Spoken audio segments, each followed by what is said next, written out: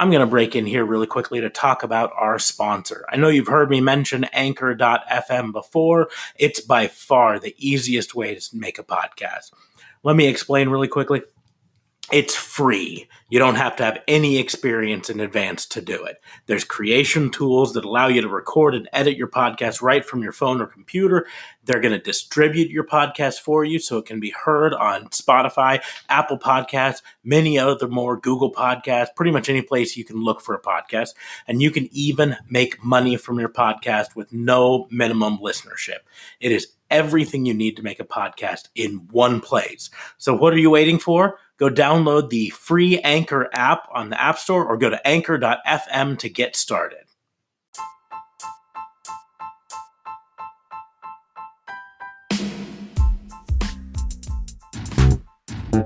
What you are about to hear are accounts of real pro wrestling events. Some names, mostly ours, have been changed to protect the innocent. Welcome to Snap Judgements.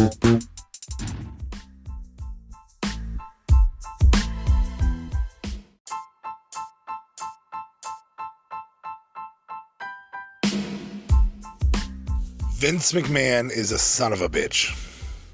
That's not how I usually start these. I guess I should start off by saying welcome to welcome to Raw and Order Snap Judgements NXT Tax Day, April 15th, 2020. It's not just tax day. It's the day that a whole bunch of people got let go. I'll get into why. Well, you can listen to we did a podcast, a very special episode before we did this. And so you can probably listen to that. Maybe you already have. I don't know. But I say Vince McMahon is a son of a bitch because at the end of the day, he lied. Somewhere he lied. Either he lied and they had enough money to keep those wrestlers around, or he lied and they didn't have enough money and he was screwing the stockholders. One of the two is true, and for that reason, Vince McMahon is a son of a bitch. And that's all I'm going to leave it at. And now I'm going to go into NXT. He's also a son of a bitch because he held the best NXT that has happened all year long till the day that this crap happened.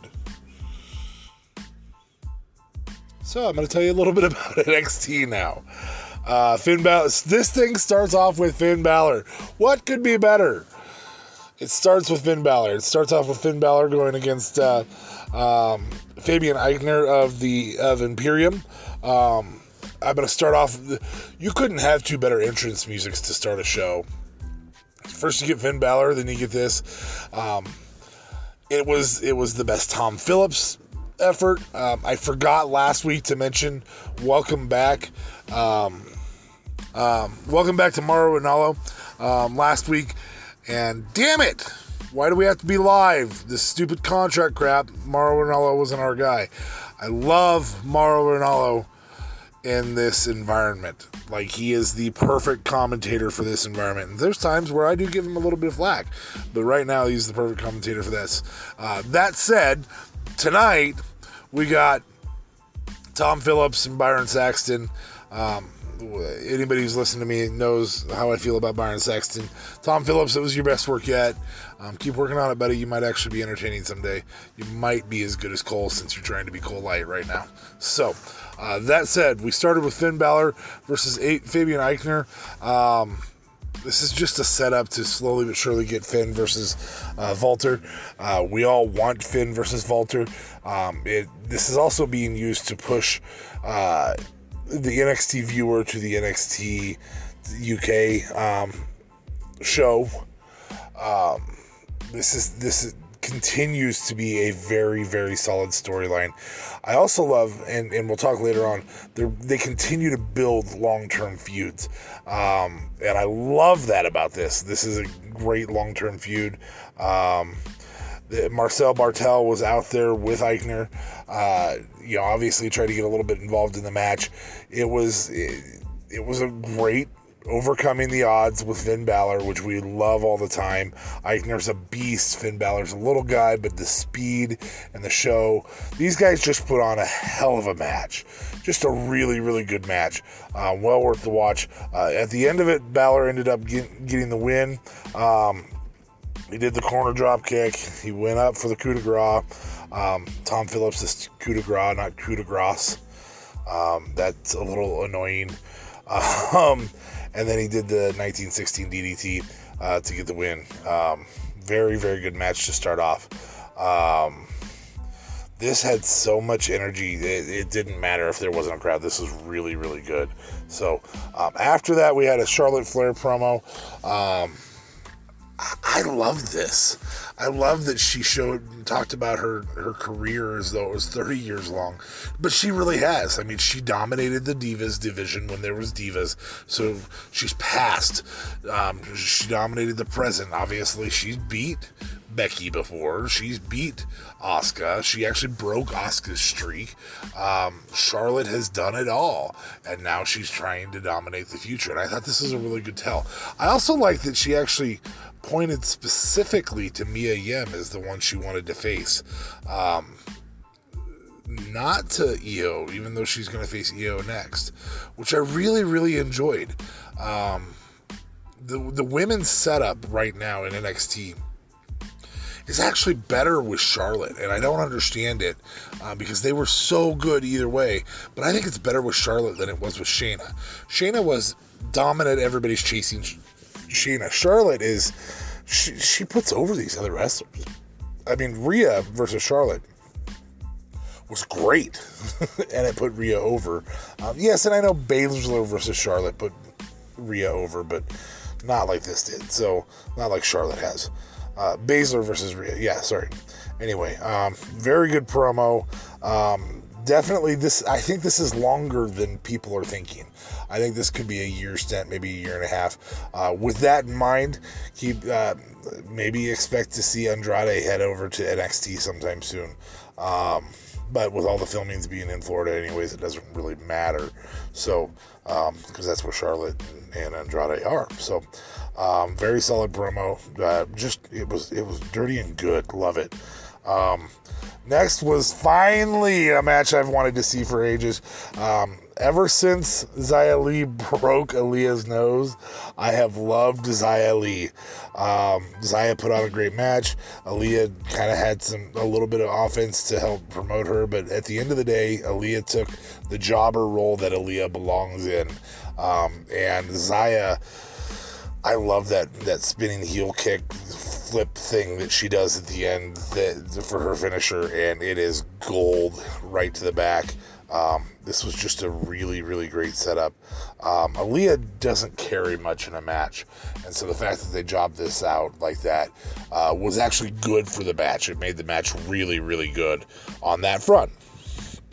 After that, we had the interim Cruiserweight Championship. Before I get too far into this, Drake Maverick, I wish you the best in these 3 matches. I hope you win a couple of them. I hope you win all 3. I hope they have you in the final. Man, I kind of hope you get it. And then if they decide that you're still gone after that, maybe it can go to, your loss can be to Jordan Devlin so that, it doesn't diminish you at all. So, this match, though, was Isaiah Swerve Scott. Swerve, I love watching Swerve wrestle versus Akira Tozawa. And who doesn't love Tozawa? I mean, that was great. Tozawa gets the win. A lot of action. Trying to give a recap of a 205 Live match is like trying to give a recap of a 40-meter dash. There's so much that happens in such a short period that you're not going to really get too much out of it. So, but you did have a Tozawa kickoff. You had Swerve got a lot of offense. It looked like Swerve was going to win a couple times. Tozawa overcame. We always love those stories. When you tell that story in a match, and you tell it efficiently and up and down and things like that, that's a pretty safe tell. And that was a very, very good overall match. solid match. They're talented. I don't know what else to say. I thought maybe Swerve would win this. I don't know. I don't know who else is in the group. I haven't really looked it up that closely. So next we have Tegan Knox versus Raquel Gonzalez. Yes! Finally, Raquel's going to get her comeuppance. Obviously Dakota Kai tried to get involved a little bit. Tegan, there were some no-sells by Raquel, which was great. There was some Tegan offense that was great. Eventually we have a roll-up, the most devastating move in all of sports entertainment. But we have a roll-up because of Dakota Kai interference. Then Shotzi Blackheart comes out and attacks Dakota Kai, so I was okay with that. This may end up being the best Dakota Kai match I've ever seen in my life, if they can keep her out of the tag team. So they're going to actually have a tag team later on with Dakota Kai and Gonzalez versus Tegan Knox and Shotzi Blackheart. And I think this story is building really, really well. The only thing that would make it better is if Dakota Kai wasn't involved. And I'm not saying she's a bad wrestler. I'm just saying she's not good. She's not. There are people lower on the card than her that are better and more entertaining. Maybe that's what I should say.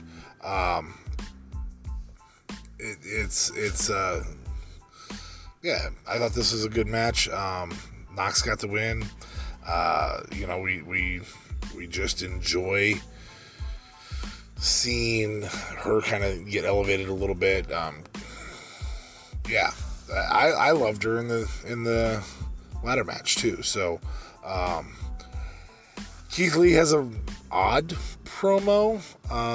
It does tell a little bit about his story, which I guess, eventually Keith Lee's going to be the NXT champion. Whether that's Keith Lee beating Adam Cole, whether it's Keith Lee beating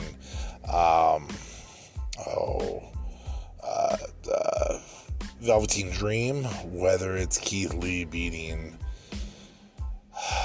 Finn Balor, whether it's Keith Lee beating somebody else, Karrion Kross. That name came out recently too, so I'm actually recording this the morning after, so Karrion Kross is what Killer Kross is going to be. We PG-fied his name in the most violent fake sport on the planet. Anyway, Keith Lee is eventually going to be the NXT champion. He is the horse that they have saddled. He's the ox that they've hooked their cart to. And he can carry it, and it tells a little bit about his story in this promo. And what makes him limitless is his willingness to keep pushing on. So I love that. I don't want to say favorite. My new favorite psychopath, Dexter Lumis, has a match then against Tahuti Miles. Dexter Lumis does this perfectly. His psychopath stuff is great. I don't care who they're setting up here for him to feud with. I think it's Matt Riddle. I don't know that for a fact. Everything he does is great. And Tahuti Miles, I'm glad that they're using him as he's like a jobber version of Velveteen Dream. Like, he tries to be as cool as Velveteen Dream. He's not as cool as Velveteen Dream. But he tries on his entrance. Anyway, Dexter Lumis finishes him off with the sit-out enziguri. Tom Phillips calls the final hold the Anaconda Vice. It is not the Anaconda Vice.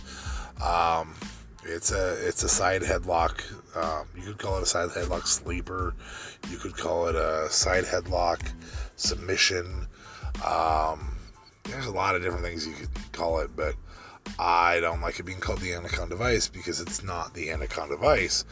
And we know this because we've seen the Anaconda Vice. So, anyway, Lumis gets the win here. I really, really enjoy watching Lumis. And I know that there's a lot of others out there who don't. I just think, he's just great. And, some people get annoyed by his squash matchiness right now. He's only 2 matches in recently. Just hold on. I think this will be what they should have done with Ryback. I mean, it really will. He's good, and it's entertaining, and he looks psychotic, and that's fantastic. So, Velveteen Dream then is supposed to meet with Adam Cole. Adam Cole does a video vignette telling Velveteen Dream that he's never going to get a title shot. All that type of stuff. He obviously taped it during the daytime because it's sunshiny out. Dream does end up saying when he's upset that Adam Cole didn't show up that, Adam Cole is undisputedly the longest reigning champion of all time. Finn Balor, or he's arguably the greatest NXT champion of all time, goes through a whole plethora of things, runs a whole promo, and then Finn Balor comes out and says, tells him, hey, when you're talking about the greatest NXT champion of all time, you're looking at him. Really good setup for a future feud, and this is what I was talking about earlier. They've done NXT much better at long-term planning than WWE. You also noticed that NXT didn't cut a whole bunch of names yesterday, so there's a plus there too. There's a couple that they let go, but I think some of those wanted to go, like the gal that's dating the guy who wrestles for Impact. Anyway, we covered that already, but Devana, I think is her name. I can't remember it off the top of my head. Anyway, Finn Balor comes out and says, if you're going to talk, disrespect me, you're going to have the date with the prince. And great line here from Velveteen Dream. Turns around, looks at Balor as Balor's walking away, and says, well, why don't you be a gentleman and pick me up next Wednesday night? I love Dream's character. Love it. And I love the idea of seeing these two in a match. I think that it'll probably end up in a schmoz with Cole and Undisputed Era interrupting, but they can build on this in the long run, which is good. So it was a lot of fun, just a good segment. I love Balor. I love the Prince. Next, we have Matt Riddle and his temporary partner, Timothy Thatcher. The new version of Toothless Aggression, I guess. A little different than Benoit. Kind of a psycho. Obviously, Pete Dunne wasn't there because he's stuck in Europe, and so Timothy Thatcher was the replacement Pete Dunne chose just before this. Guys, I mean, anybody that you put with Riddle is going to be a mashup of the wrong personality for Riddle. But they did end up getting the win. Thatcher's a big piece to this. The odd thing here, during this match, Dexter Lumis is stalking somebody from afar. I'm not really, and there was lights on him, so I mean, they tried to make it look like he was stalking, but I mean, obviously they featured him for a reason. I'm thinking that's going to a Riddle feud. I just don't see it being the right feud for Thatcher. I think both of those guys need to be built up more before they have something like that. So I think a 50-50 booking with Riddle could be really cool. I think a 2 out of 3 with Riddle would be fine. I don't think it would hurt Riddle in the least to lose 2 out of 3 to Dexter Lumis. And I think it builds Lumis up to where I can see him going. So Thatcher ends up winning the match in a tap out with the making Roderick Strong tap out to the Fujiwara armbar. Really cool match. some places are not giving it a great score. I would say the one thing I'll agree with most of the places that aren't scoring it well is, gosh dang, it is a weird way to debut Thatcher. It's tough to debut a guy in a tag team defense. But I guess okay. Like that's about as good as I can say. Okay. All right. Okay. He was good in the match.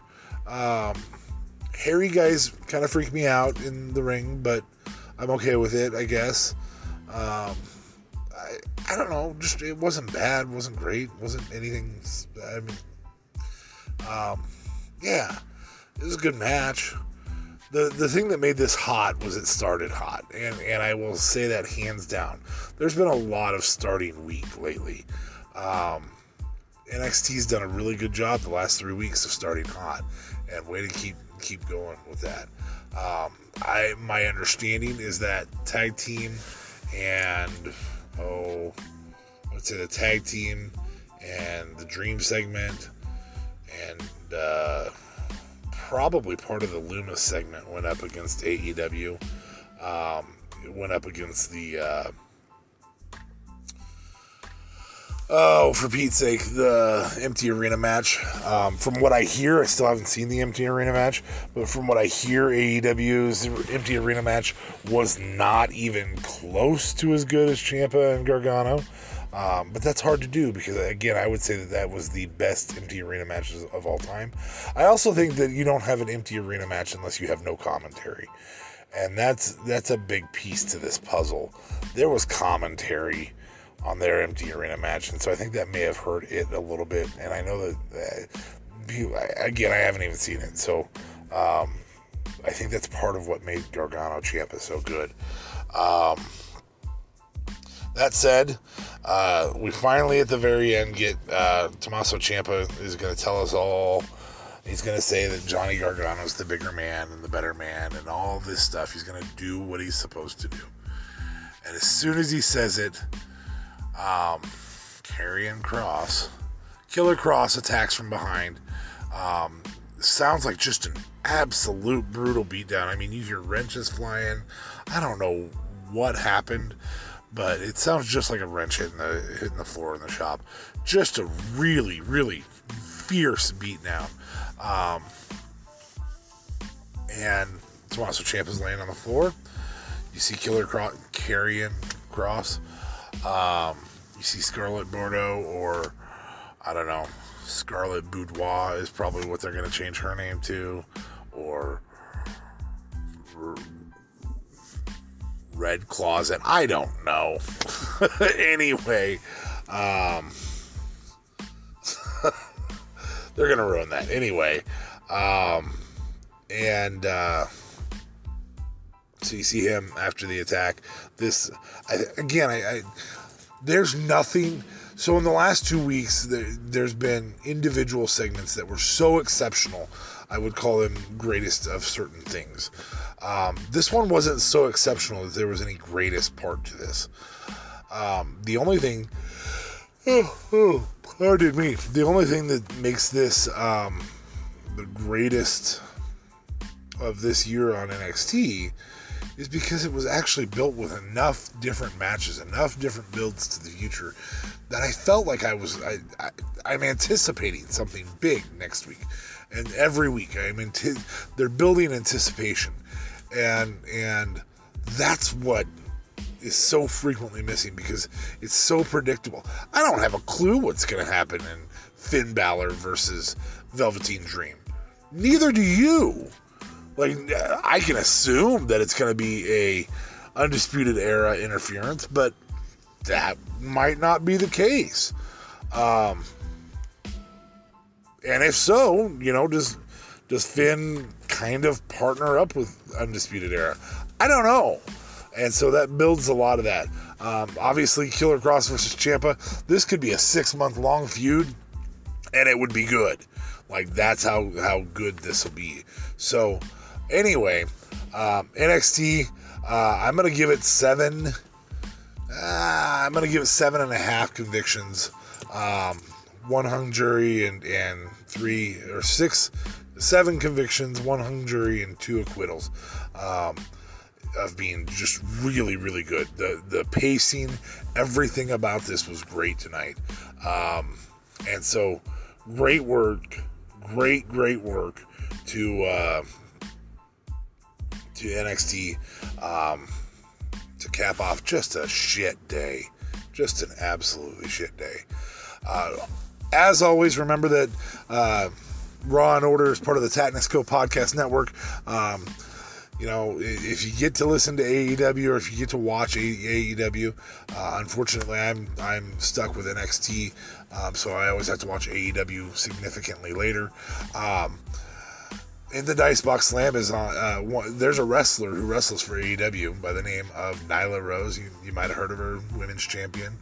She's actually in the Dicebox Slam on our fellow podcast. So Basement Bullshit, Carpool Shenanigans, of course there's Tattness Uncensored, just a fantastic group to be a part of.